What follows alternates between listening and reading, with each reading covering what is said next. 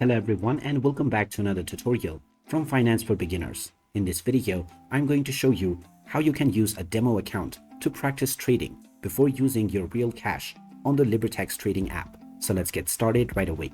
First of all, open up the Libertex trading application on your device and then log in using your credentials. Once you are logged in, you will end up within the homepage from which you can look at the various different markets and their prices.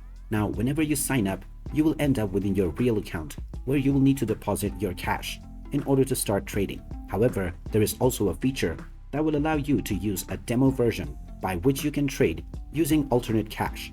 To switch into the demo mode, just tap on the Libertex icon at the top right corner from your homepage. This will now show you the kind of account that you have selected. Now, within the account that you have chosen, if you see the demo option, then this means that you are not using the demo.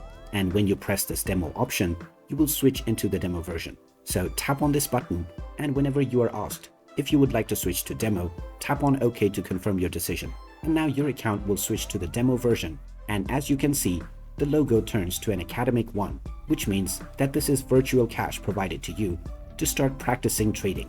Now, with this virtual cash, you can start practicing your trade before moving on with your real currency.